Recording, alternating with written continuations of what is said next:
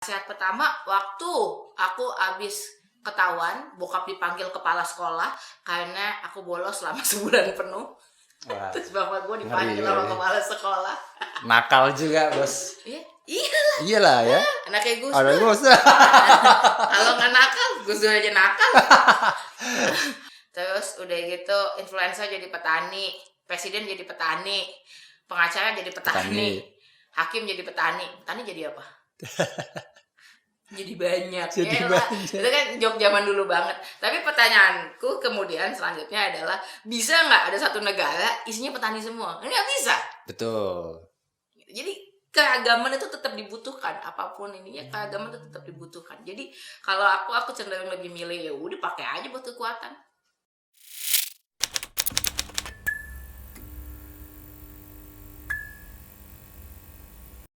Salam bahagia, Assalamualaikum warahmatullahi wabarakatuh. Hai Sobat Suara, saya Baktora Muhammad dan kita ada di Podcast on the Go. Yeay.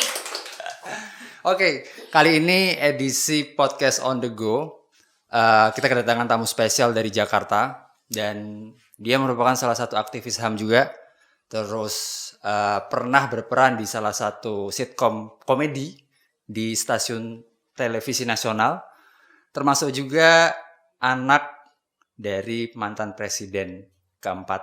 Dan di depan saya sudah ada dan tak lain dan tak bukan adalah Mbak Inayah Wulandari Wahid. Hai semuanya. Yeay. Oke, menarik ini Mbak ya. Apa yang menarik? Gue ngapain udah menarik? Tampilannya menarik, kece abis gitu kan. Abis mandi. Oke, Mbak Inayah Wahid ya. Salah satu juga putri dari almarhum Gus Dur yang mungkin sudah banyak orang tahu Mbak ya. Dan tapi kan kita juga ada yang beberapa belum bisa mengulik nih. Nah boleh dong aku sama sobat-sobat suara nih ngulik-ngulik soal Mbak Inayah sendiri. Siap. Nih, Mbak sebagai salah satu anak Gus Dur ini ya, zaman dulu sebagai presiden gitu kan.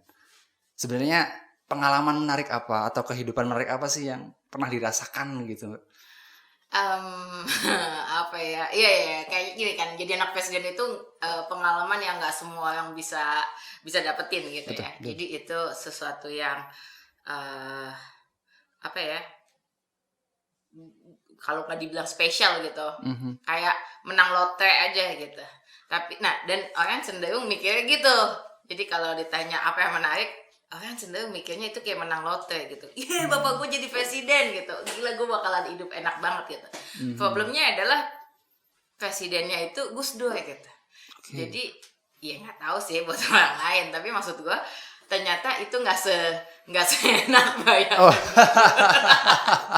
Malah nggak enak ya? Iya, banyak banget gak enaknya sebenarnya gitu. Tapi kan orang nggak paham. Dan meskipun misalnya nggak seenggak enak-enaknya gitu ya, kayak banyak dari kami yang mungkin ngerasa kehilangan kebebasan gitu ya.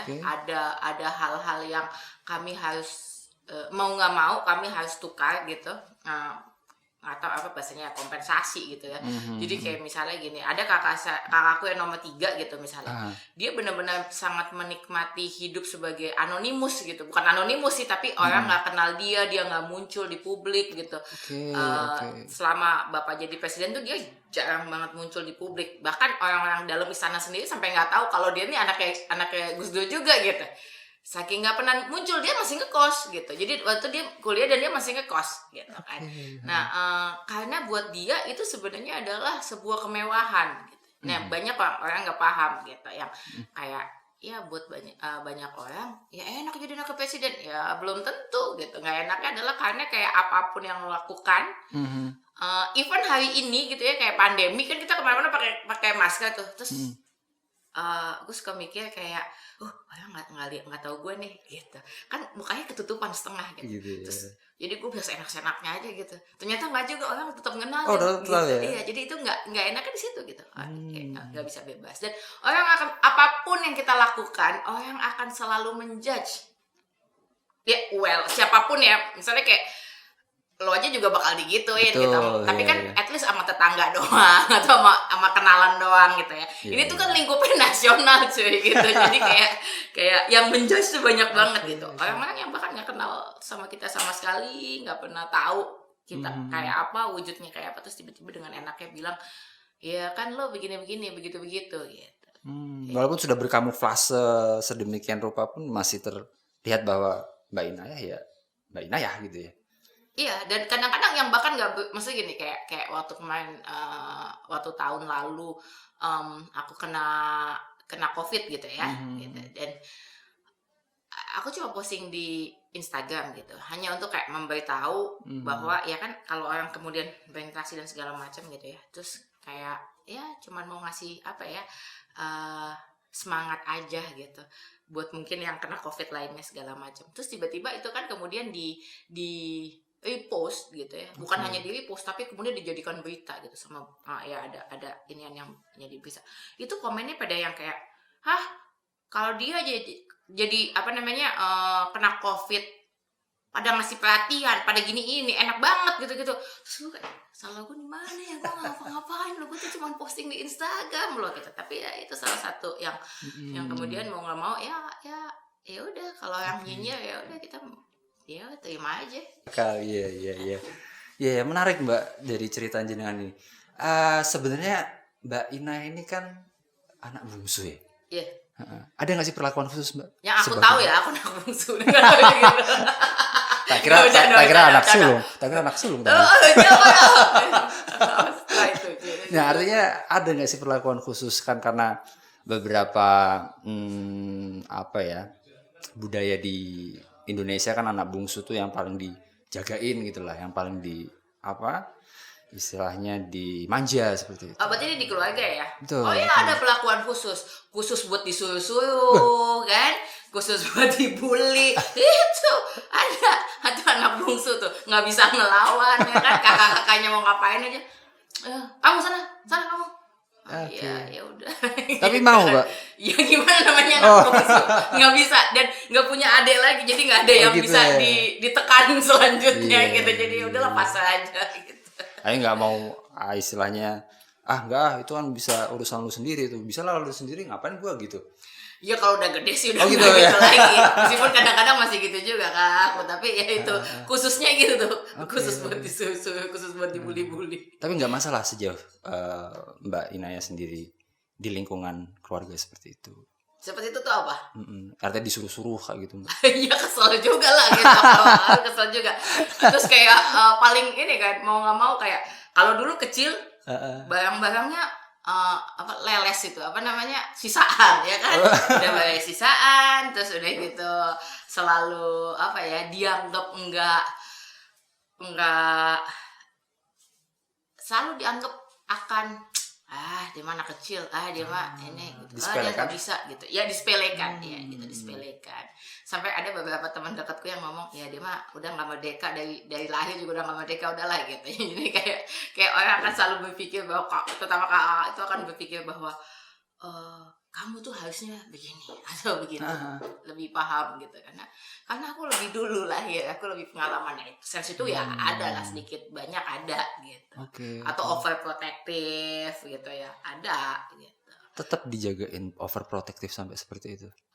Ya aku pikir ini ya organik ya. Aku nggak akan bilang wajar, tapi itu organik gitu. Muncul ketika setiap orang yang punya adik kemungkinan akan melakukan itu gitu. Betul.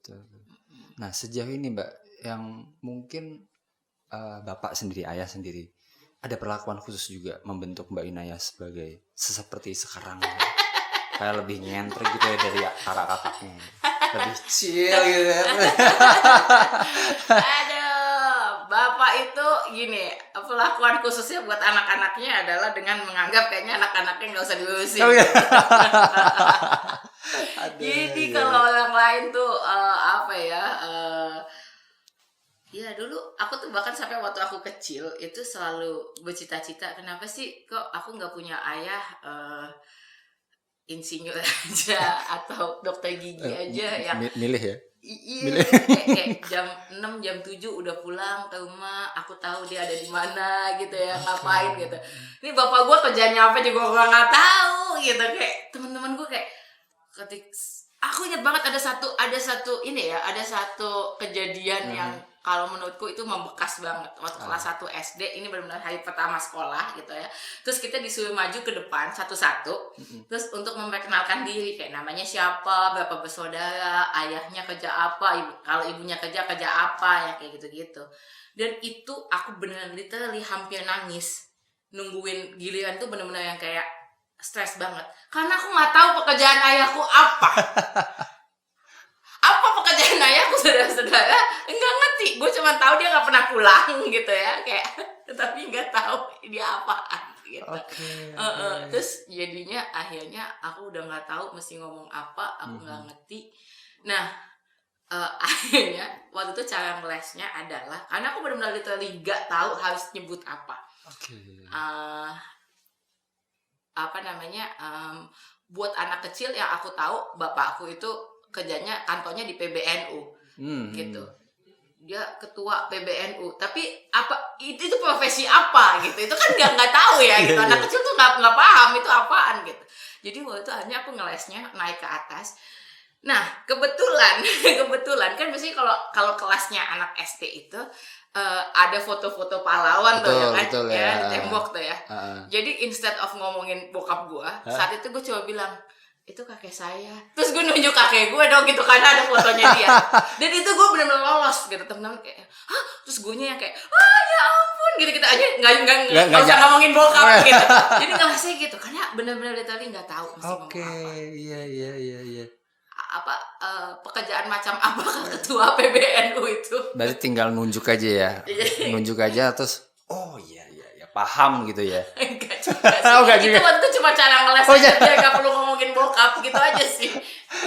Tapi sejauh itu akhirnya paham kerjaan bapak sebenarnya apa? Enggak. Bahkan sampai gede juga nggak tahu kerjaannya apaan. Enggak tahu. Kalau profesinya kan nggak jelas. Sampai beliau jadi presiden, kayak ya udah ada kerjaannya. Bapak lu apa kerjanya? Presiden. Gitu. Tapi nggak sempat pengen ngomong, bapak gue presiden gitu. Enggak ya. Lo bisa pamer sedikit kalau misalkan bokapnya punya pangkat. Enggak. Kalau mau pamer tuh gini, misalnya di tengah-tengah jalan Tamrin gitu. Di tengah jalan gitu. Jalan Tamrin itu kan sebenarnya tembusannya itu kan jalan Wahid Hasyim kan. Betul. Kalau mau songong pengen banget berdiri di situ di tengah-tengah jalan, terus nanti kalau ada orang marah yang ngelakson, wah yang mana jalan kakek lu, emang gitu, songong, ini songong banget. Bagi kalian yang keluarganya adalah pemilik pangkat tertinggi, contoh. Enggak, itu bercanda, jangan ditiru. Oke. Sombong. Iya. Bercanda aja lah ya. Iya. Mbak Inayah, sebenarnya Mbak Inayah ini kan akhirnya dibebaskan gitu ya dari bapak untuk bagaimana istilahnya mengarahkan dirinya Mbak sendiri seperti itu. Nah, iya seperti itu. Nah, kalau sejauh ini sampai Mbak sendiri nih mau terjun ke sosial kemasyarakatan sampai menjadi aktivis HAM seperti itu. Apa sebenarnya yang menyulut itu? Apakah memang dari bapak juga atau dari lingkungan di sekitar rumah seperti itu? Kayak nggak punya pilihan ya. Nggak bercanda. Ya karena sulit buat anak-anaknya bapak untuk kemudian nggak terlibat kalau kemudian itu adalah hal yang selalu ada dari kecil gitu. Jadi kayak misalnya bapak ibu selalu mengadvokasi, terus sepanjang ingatanku kan bahkan mamah dengan kondisi fasilitas kampus yang nggak memadai aja untuk usia roda gitu ya. Itu nyokap tetap misalnya ambil S2 dan untuk itu kajian perempuan kan gitu, dan itu dipakai untuk kemudian advokasi isu-isu perempuan dan segala macam, gimana nyokap itu misalnya tetap dengan semangat ikut demo lah, apalah, membuat kebijakan lah, apalah segala macam gitu. Dan dari kakek, nenek semuanya begitu kan. Jadi kayak ya udah, itu realita yang selalu aku temuin dari kecil gitu. Jadi sulit untuk nggak kemudian tidak terjun ke situ. Dan ngelihat dan ketemu orang-orang yang kemudian misalnya didiskriminasi, kemudian mendapatkan perlakuan tidak adil gitu, dan kemudian nggak merasa bahwa weh, ini ada yang salah deh, kayaknya ada yang mesti dilakukan deh. Itu sulit banget untuk nggak melakukan itu gitu. Kalau kita terus menerus ketemu mereka gitu kan. Jadi ya udah gitu. Terutama waktu bokap meninggal, terus kemudian teman-teman dari kelompok-kelompok minoritas gitu ya. Well, sebenarnya aku paling nggak suka menggunakan terms minoritas mayoritas, tapi di sini maksudnya untuk menggambarkan bahwa kelompok-kelompok yang kemudian dimarginalkan gitu ya. Nah, itu kan kemudian banyak yang ke rumah, terus kemudian mereka dengan mereka cuan, mereka bilang, terus sekarang bapak udah nggak ada, siapa lagi yang mau bantuin kami, siapa lagi yang bakal ngelindungin, siapa lagi yang bakal nemenin dan segala macam. Jadi akhirnya waktu itu kita udah yang kayak ya udah, nggak mungkin ini kita nggak nerusin gitu. Jadi akhirnya kakak-kakak dan mama tentu aja kami kumpulin teman-temannya bapak, terus kami godok pemikirannya kayak apa sih sebenarnya diperjuangin sama Gus Dur tuh apa gitu. Dan apa yang mesti kita lakukan. Ya udah, terus kami hanya membuat jaringan Gus Durian itu gitu, untuk nerusin kerjanya bapak.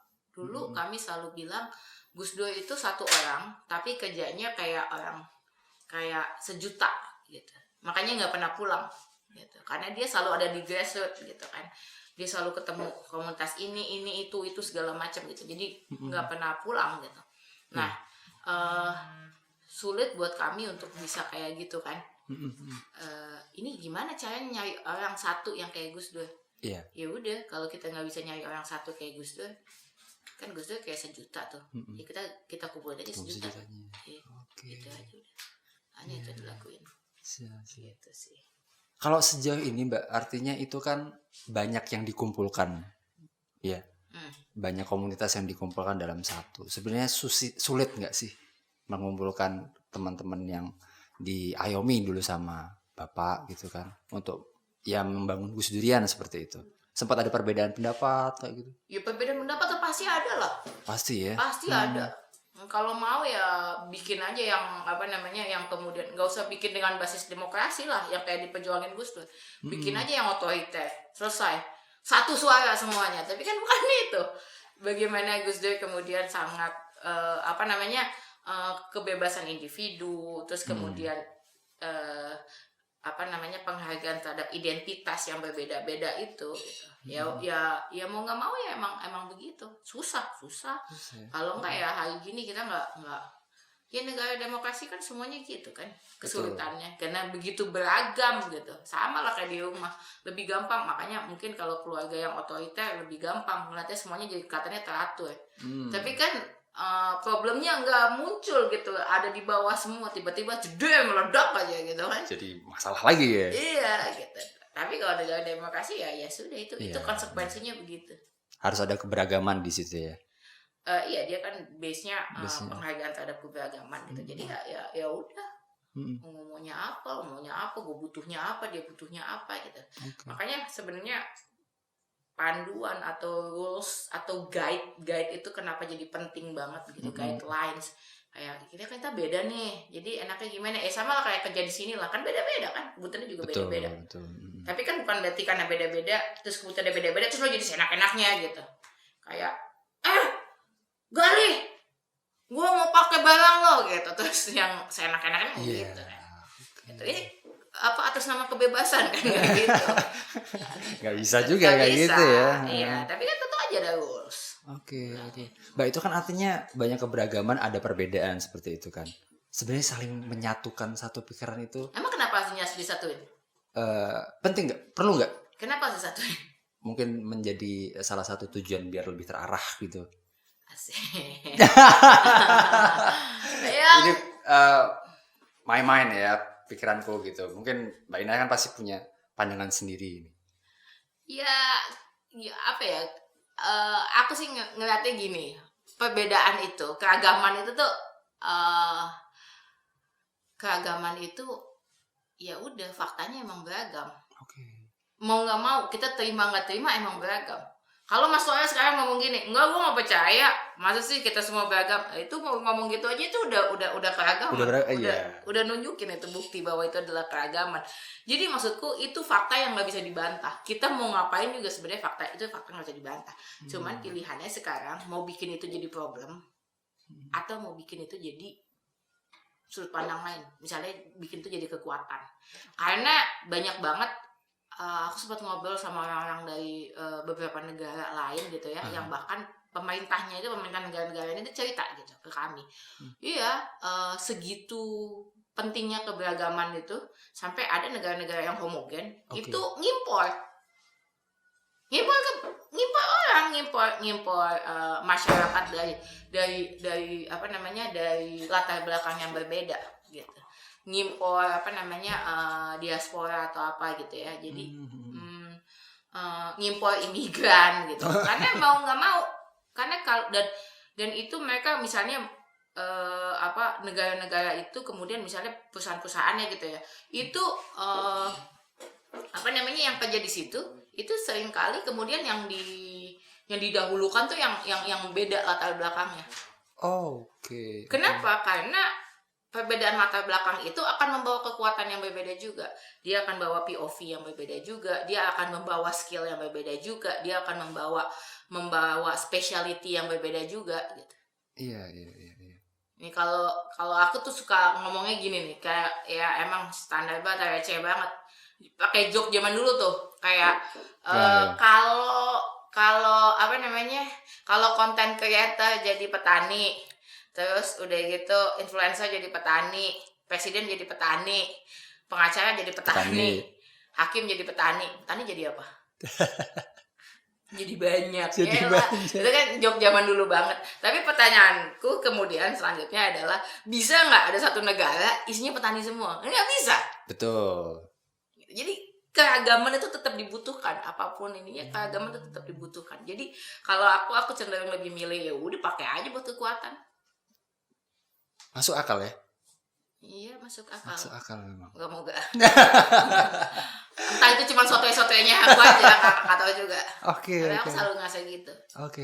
Mbak Inaya, sebenarnya pemikiran seperti ini itu memang dari Gus Dur sendiri yang Mbak Inaya bawa. Artinya nilai-nilainya Bapak sendiri yang Mbak Inaya bawa sendiri seperti ini, apa memang seiring berjalannya Mbak nemu di mana gitu? Mungkin nemu di selokan apa nemu di kamar ujung kamar lagi di patelon mana gitu. Ya itu campuran lah ya. Tapi maksudku gini, Bapak tuh bukan tipikal orang yang kayak Inaya, ini yang harus kamu lakukan. Kamu tahu nggak demokrasi itu apa? Demokrasi itu adalah gini. Enggak gitu. Malah seringkali kalau lagi sama Bapak nggak pernah ngomongin hal kayak gitu. Nggak pernah ngomongin kerjaan, nggak pernah ngomongin negara, nggak pernah ngomongin apa. Kalau lagi sama bokap ya udah yang receh-receh aja. Remeh-temeh aja, bener-bener ketawa-ketawa. Aku suka mikir, udahlah bapak gue udah terlalu pusing ya mikirin negara, udahlah kalau bokap yang receh-receh nonton bola gitu-gitu. Ya udah, yang simpel-simpel aja, ngomongin film gitu-gitu. Ngomongin wayang. Kami berdua cinta banget wayang. Tapi bokap kan orangnya kayak gitu. Aku seumur hidup cuma 3 kali, seumur hidup sama bokap gitu ya. Itu cuma 3 kali dikasih nasihat, yang literally bentuknya nasihat. Nasihat pertama waktu aku abis ketahuan bokap dipanggil kepala sekolah karena aku bolos selama sebulan penuh. Terus bapak gue dipanggil sama kepala sekolah. Nakal juga bos. Iyalah ya. Anaknya Gus Dur. Kalau nggak nakal, Gus Dur aja nakal. Terus lucunya gitu abis dipanggil kepala sekolah, aku udah stres banget tuh kayak bokap manggil. Tumben nih kayak bokap ada jam berapa, jam 9 malam, jam 10 malam udah di rumah, itu tumben banget gitu. Terus udah gitu manggil, terus ngajakin ngomong, wah aku udah bener-bener kebayang, udah matilah gue, nggak akan bisa keluar dari kamar misalnya karena dihukum sampai mungkin siap waktunya untuk dinikahkan atau apa gitu, saking kayaknya dosanya gede banget, sebulan penuh gue nggak sekolah gitu, kabur kemana, nongkrong apalah gitu kan, ke warnet kemana apa segala macam gitu. Terus udah kan habis itu ternyata bokap cuma ngobrol aja biasa gitu. Terus tapi kan sebenarnya kayak kita kan segitu nggak bersalahnya, kayak kapan nih dia bakal ngomong akan menjatuhkan vonis, kapan nih percakapan soal itu tuh akan diberikan gitu ya, kayak tiba-tiba masuk kamar jangan keluar lagi, papa rantai gitu misalnya gitu kan, udah siap-siap gitu kan. Kayak atau misalnya kayak Inaya mulai malam ini kamu dikirim ke Nusa Kambangan gitu, kayak udah siap banget gitu, tapi dia ngobrol santai aja kan, sementara kita kayak aku udah yang kayak aduh mati nih, kapan gue dieksekusi gitu. Terus ternyata udah, dan sampai terakhir nggak ada percakapan tentang sekolah, tentang bolos. Cuman nanya gitu doang, kemana aja ya, kemana aja suka-suka, kadang ke media, kadang kemana, kadang ke apa tuh namanya dulu kalau kita main apa dingdong, PlayStation, iya, rental gitu ya, rental. Ya ke rental, warnet, mana kek gitu. Oh ya udah gitu. Terus kayak kenapa? Apa nggak suka aja. Oh ya udah gitu. Nggak suka sekolah. terus beliau malah ngomongin yang lain. Terus habis itu beliau ngomong gini, nanti gede mau ngapain? Bukan mau jadi apa, tapi mau ngapain. Karena ngapain itu bisa kemana-mana. Betul Gitu. Kalau jadi apa selesai situ aja. Jadi polisi ya udah berarti itu doang. itu aja ya. Mau ngapain, mau apa lah, misalnya kayak waktu itu aku bilangnya mau nulis, karena aku suka banget bikin cerita waktu itu. Oke, cerita mbak ya. Oke. Terus mau nulis, yaudah bagus, karena menulis kan bisa jadi apa aja, bisa jadi penulis, bisa jadi scriptwriter, bisa jadi copywriter, bisa jadi ghostwriter. yang penting nggak naik motor keluar api-apinya gitu ya. Ghost Rider. Iya. Apa sih receh banget. Siap. Gitu. Terus habis itu beliau cuma ngomong gini, oh ya bagus, ya udah mulai nulis sekarang, karena orang jenius cuma bisa jadi jenius kalau dia di tempatnya, udah itu aja. Itu nasihat pertama yang aku dapetin dari bokap. Jadi kita nggak akan bisa jadi gede atau apapun kalau kita nggak ada di tempat kita gitu. Kalau kita kepaksa atau kita apa, ya kepaksa mungkin nggak apa-apa, tapi kayak ya ada mungkin jadi gede, tapi jenius jadi jenius karena dia ada di tempatnya. Gitu. Tapi gue mau ngingetin nih buat yang dengerin ya, buat yang nonton, terutama kalau generasi milenial akhir dan ke bawah gitu ya, generasi Z dan segala macam. Nih tak kasih tahu ya, zaman waktu sebelum aku gitu ya, gondrong itu bisa mati.